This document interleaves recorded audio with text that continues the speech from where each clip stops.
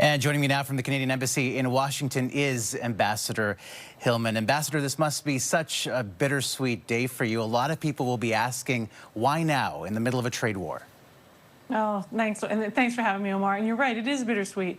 It is been the privilege of my professional life to be able to serve Canada and Canadians here in Washington. But the truth is, I have in my 9th year here in DC, and 6 as ambassador. And you know, I spoke to the Prime Minister about this, and I said it's time, I think, for me to start a new chapter.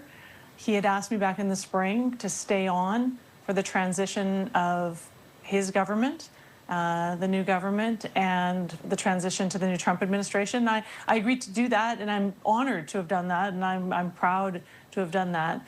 But I did say I will be wanting to head out in 2026, and 2026 is just around the corner. And at the same time, you know, we are moving to a phase of our discussions with the United States with the CUSMA review, the Canada-US-Mexico Trade Agreement review. That's going to start up in the new year. And I think it's important that we have someone in place that is going to be here through the conclusion of those discussions. So there's never a good time to leave a position like this, but I think that this is a natural point of departure for me. So was this decision entirely yours, or did someone suggest that you should be leaving? It was my decision. You know, when you reflect back on your 8 years at the embassy and 6 as ambassador, trade really is your specialty. But the Canada-US trade file has been especially challenging. How has your perception of President Trump changed over the years?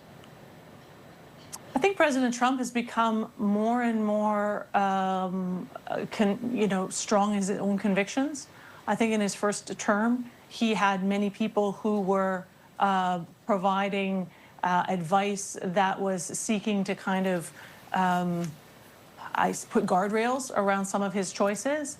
I think that he very much has a team this time that is deeply aligned with the direction in which he wants to go. And I think he is very confident that the decisions he's making are the right ones, the ones that he was elected to make. And so I think that that makes him, you know, in some ways, it's clearer to us what we need to do in the face of his convictions. And what is that?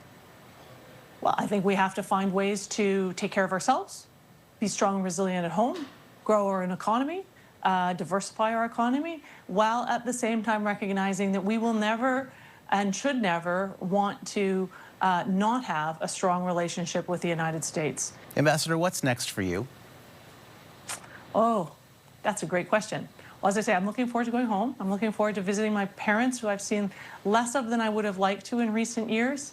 I'm looking forward to taking some time with my husband to relax and, you know, think about the next phase. Ambassador Hillman, thank you for your time, and good luck in your next chapter. I appreciate it.